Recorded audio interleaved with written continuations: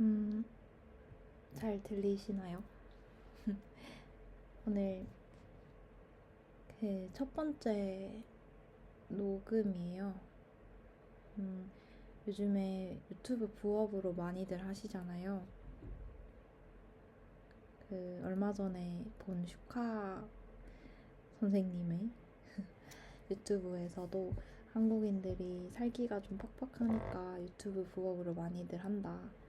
또 워낙에 한국 분들은 열심히 사시는 분들이 많고 또 그렇게 약간 억척스러움이 있는 민족이니까 그렇게 부업을 많이들 하시는 것 같아요. 그게 조회수가 나오든 나오지 않든 아무튼 자기 PR의 수단으로서도 굉장히 좋은 굉장히 좋은 방법이라고 생각을 해요.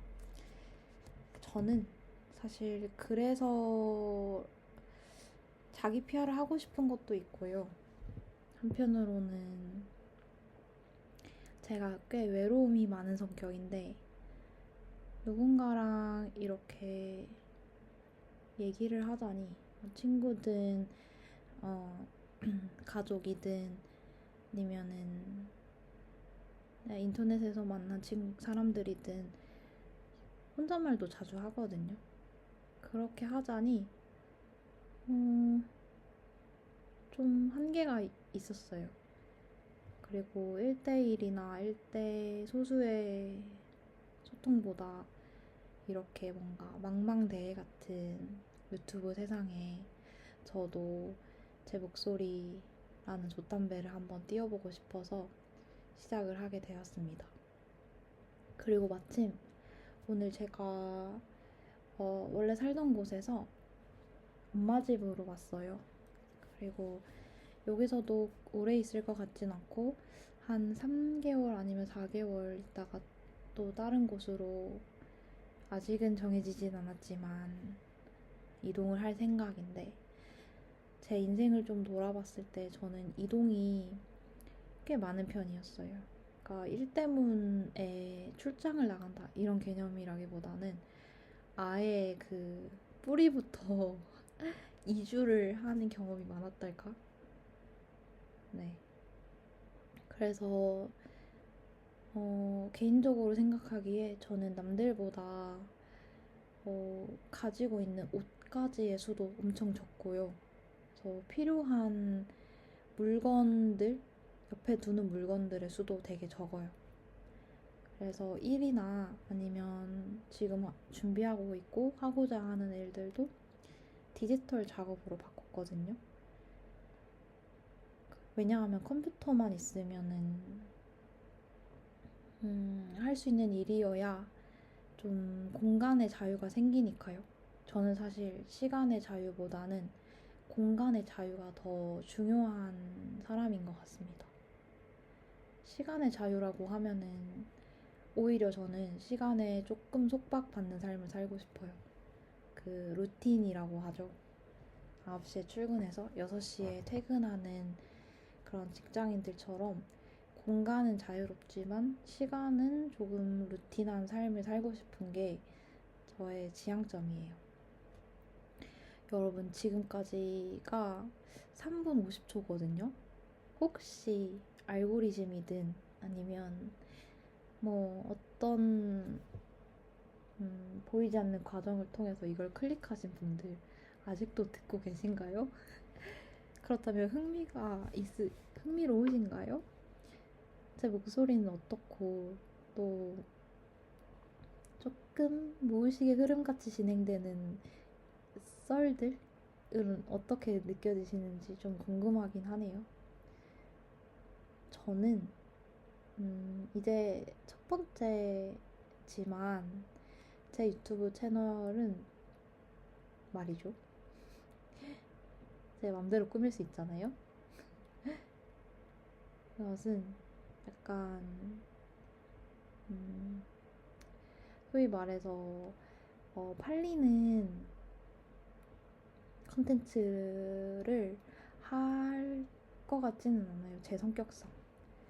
저는 약간 이제까지 살아온 삶으로 봤을 때 팔리는 대중의 취향을 좀 분석해서 마케팅이나 브랜딩, 마케팅, 브랜딩 다 이제 공부로서는 좋지만 제가 지향하는 방식은 항상 내가 하기 편하고 내가 좋아하고 내가 선호하는 그런 취향들을 사람들도 같이 좋아해줬으면 좋겠다 하는 마음이 있거든요. 이기적인가요?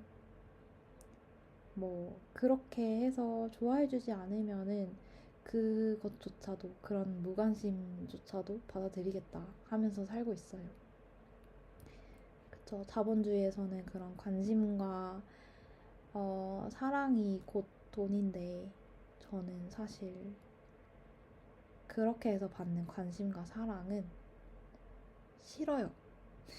싫어요. 저는 그냥 제가 좋고 편하고 하고 싶은 걸 힘 빼면서 해볼 테니까 만약에 호감이 간다. 그러면 같이 있어 주세요. 네. 그래서 오늘은 말이죠. 이사를 했기 때문에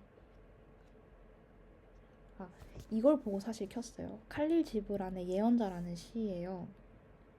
칼릴 지브란에 대해서 잘은 모르지만 제가 성경 공부를 기독교인은 아니거든요. 근데 성경 공부를 하면서 알게 된 사람이고요. 그 설명 있잖아요, 책에. 칼릴 지브란에 대한 설명을 조금 읽어보자면 1883년 레바논 베샤르에서 태어났다. 그래서 12살 되던 해에 온 가족이 미국으로 이민해서 보스턴의 가난한 이민자 마을에 정착을 하게 된다. 형제 자매 중에서 유일하게 교육을 받았고 예술과 학업에 열중하면서 학생 시절을 보냈어요. 그러다가 15살쯤에 홀로 레바논으로 가서 3년을 머무르게 돼요. 그래서 이때 지금의 집 이름인 예언자의 초고를 쓰게 된대요. 1902년에 여동생과 맏형과 어머니의 잇따른 죽음이 있었고 1904년에 평생의 후원자인 메리 헤스켈을 만나서 영어를 배웠대요. 후원자라니 예술가에게는 너무 그런 귀한 존재죠. 연인이었을까요? 모르겠네요. 이건 좀 더 파봐야겠네요. 1905년 아랍어로 쓴 산문집 음악을 발표함으로써 아랍어권에서 이름을 떨치고요. 1918년에는 처음으로 영어로 쓴 광인을 출간했대요. 예언자는 대표작이자 출세작이래요. 1923년에 출간을 했고 지금까지 사랑을 받아오고 있고 1931년 48의 나이에 간경화와 결핵으로 세상을 떠났대요. 결핵. 저도 사실 결핵에 걸린 적이 있는데 그 얘기는 나중에 한번 풀어볼게요. 그래서 저는 오늘 사실은 급하게 짐을 챙겼어요. 어제 밤샘 작업이라는 걸 했고 마감일이어서 그래서 한 새벽 3시, 4시쯤에 잠들었는데 사실 그 시간은 제가 보통 자는 시간이거든요. 근데 어제는 하고 있는 일이 좀 귀중한 일이다 보니까 머리를 많이 써서 그런지 막 너무 힘들더라고요. 일어나 보니까 다음날 12시가 넘었었어요. 그래서 2시 차였고 1시까지 쉬다가 한 30분 정도 만에 짐을 쌌죠. 캐리어에 막 짐들을 담았고요. 옷이든 뭐 책이든 그리고 사진도 있네요. 보니까. 그리고 화장품들 담다가 다른 가방에는 이제 전자기기를 들고 나가려는 찰나에 책꽂이 이 책이 보였어요. 그러니까 지금 떠나온 집은 쉐어하우스 개념이어서 사실은 제 짐들을 만약에 두고 간다 하면은 나중에 그 부탁을 해서 받을 수 있긴 해요. 하지만 버릴 수도 있는 거였거든요. 네, 이 책 시집을 두고 가려고 하다가 그러니까 아예 인지를 못하고 있다가 그냥 눈에 띄었어요. 그래서 마지막으로 챙겼어요. 오늘 이거를 한번 읽어볼까 합니다. 어떤 걸 읽어드릴까요? 제가 와닿는 걸 한번 읽어볼까요? 목차를 보면 되게 재밌어요. 무엇에 대하여라는 게 많거든요. 자, 여러분 한번 들어보세요. 제가 랜덤으로 볼게요. 사랑에 대하여, 결혼에 대하여, 아이들에 대하여, 주는 것, 먹고 마시는 것, 일, 기쁨과 슬픔, 집, 옷, 사고 파는 것, 죄와 벌, 법, 자유, 이성과 열정, 고통, 자신을 아는 것에 대하여 on self-knowledge 이렇게 되어 있네요.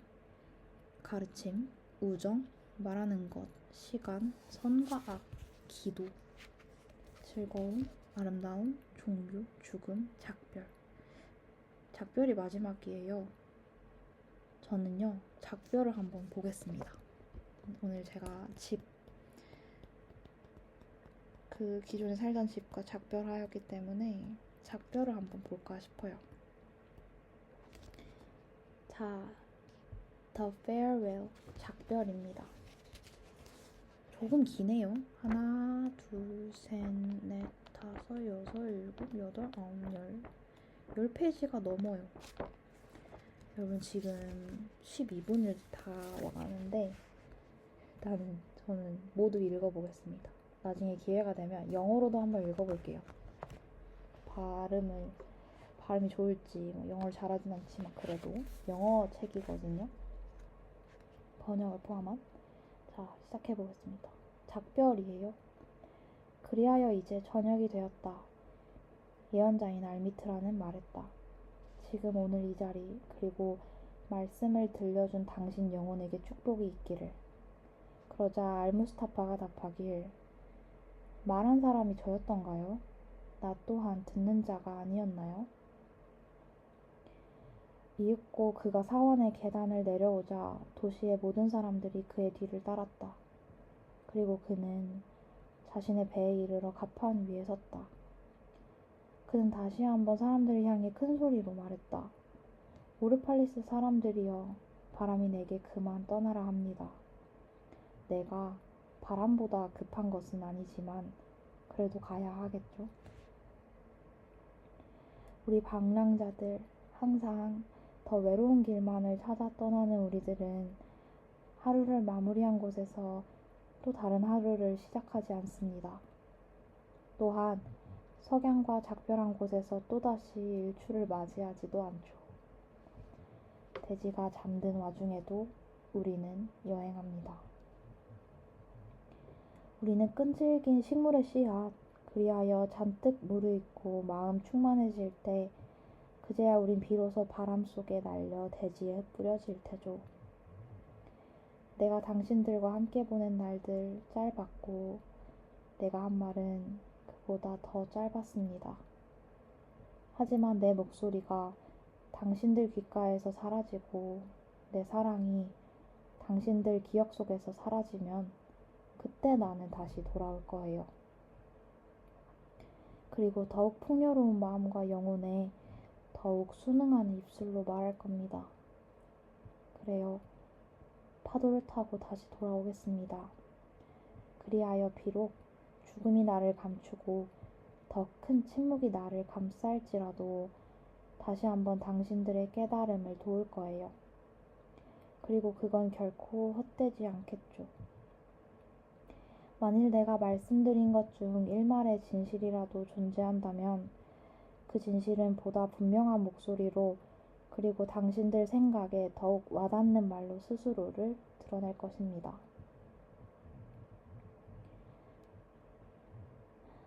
오르팔리스 사람들이여, 나는 바람과 함께 떠나갑니다. 하지만 결코 공허하게 사라지는 건 아니죠. 그러니 만일 당신들이 바라는 것과 나의 사랑이 오늘 다 채워지지 않는다면 다음 날을 기약합시다. 인간의 욕구란 변하게 마련이지만 사랑은 그러지 않아요. 사랑을 통해 욕구를 채우려는 욕망 또한 변치 않죠. 그러니 부디 기억해 주세요. 더 깊은 침묵으로 내가 돌아올 거란 사실을. 새벽이면 안개는 들판에 이슬만을 남긴 채 사라지지만 하늘로 솟아올라 구름이 된 후에는 다시 비가 되어 쏟아질 거예요. 그동안 나는 그 안개와 다르지 않겠죠. 밤의 고요 속에서 나는 당신들의 거리를 거닐었고 내 영혼은 당신들의 집을 방문했습니다. 그러자 당신들 심장의 고동소리가 내 심장 안에서 울려 퍼졌고 당신들의 숨결이 내 얼굴에 와닿았어요. 그리하여 나는 당신들 모두를 알았습니다. 아, 난 당신들의 기쁨과 고통을 알았죠. 그래서 당신들이 잠들었을 때 꾸었던 꿈은 또한 나의 꿈이기도 합니다. 종종 나는 산들에 둘러싸인 호수처럼 당신들 사이에 있었습니다.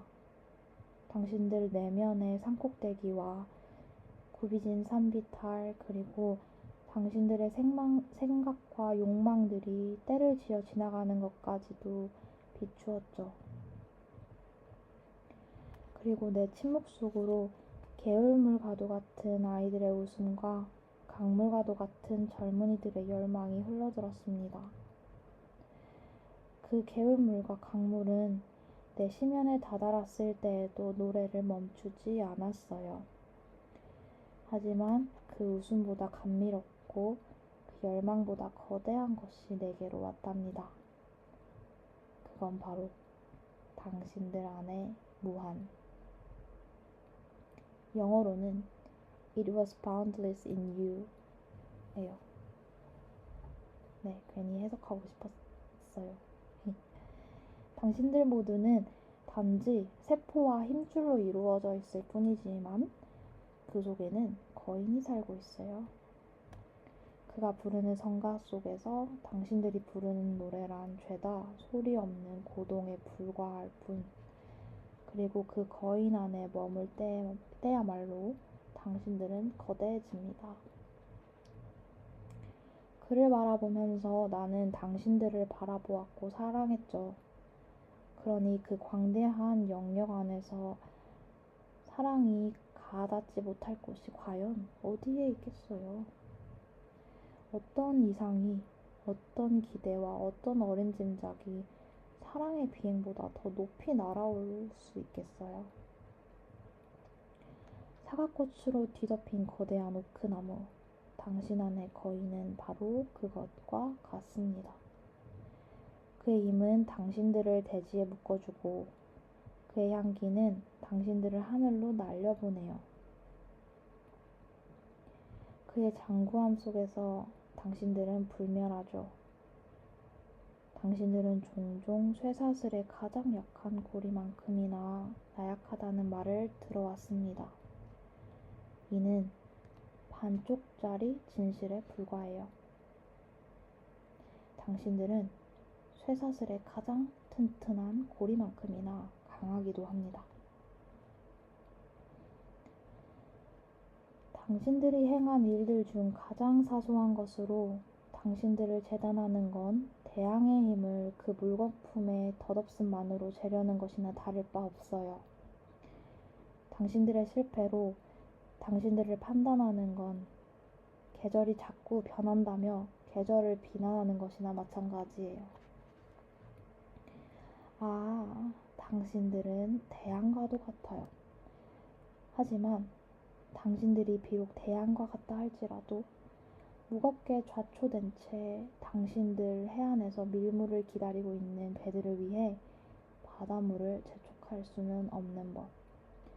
당신들은 또한 사계절과 같죠. 그리하여 당신이 겨울일 땐 당신은 스스로의 봄을 부정하겠지만 정작 당신 안에 휴식하고 있는 봄은 나른히 미소 지으며 전혀 기분 나빠하지 않습니다. 내가 당신들이 서로 그는 우리를 정말 떠받들어 주는군. 그는 우리들의 좋은 점만 봐주었어. 라고 말하는 걸 듣겠다고 이렇게 말하는 거라 생각하지 마세요. 나는 다만 당신들이 이미 마음속으로 알고 있는 것들을 말로 전할 뿐. 그런데 말로 표현하는 알미란 말 없는 알의 그림자에 불과한 게 아니던가요? 당신들의 생각과 나의 말은 물결입니다. 우리들의 과거, 그리고 어머니 돼지가 우리는 물론이거니와 자기 자신도 알지 못했던 태고적 날들, 또한 돼지가 혼돈에 휩싸였던 밤들을 모두 담고 있는 봉인된 기억들로부터 흘러나오는 물결. 현명한 자들은 그들의 지혜를 전해주기 위해 당신들에게 왔습니다. 나는 당신들의 그 지혜를 좀 얻어가려 왔어요. 그런데 보세요. 내가 발견한 지혜보다 더 위대한 그것은 당신들 안에서 나날이 더 커져가고 있는 불꽃 같은 영혼. 그런데 당신들은 그 불꽃이 더욱 커져가는 걸 알지 못하고 하루하루 시들어간다며 비통해하고만 있어요. 육신 속에 갇힌 삶만을 바라는 삶은 무덤을 두려워하는 법. 여기 무덤은 단 하나도 없어요. 여기 산과 평원들은 요람이자 디딤돌일 뿐. 일단 오늘은 여기까지만 읽고 일곱, 여덟 하여튼 되게 길어요. 그래서 조금 나눠 읽겠습니다. 왜냐하면은 저는 조금 집중력이 또 그렇게 강한 편이 아니어서 다음 좀 나눠서 집중을 더 할 수 있을 때 읽고 싶어요. 어떠신가요? 낭독 재밌나요? 여기까지 오셨다면 또 어떤 끌림에 오시게 된 건지, 혹은 제 목소리를 수면제로 쓰시는 분들이 있다면 저는 좋을 것 같아요. 맞아요. 불면이 되게 힘든 증상이잖아요. 그래서 잠 못 드는 분들이 있다면 제 목소리를 사용하셨으면 좋겠습니다. 그러면 오늘은 여기까지 읽고 또 내키는 무언가와 함께 혹은 혼자 와볼게요. 그럼 좋은 시간들 되시기를. 바이바이.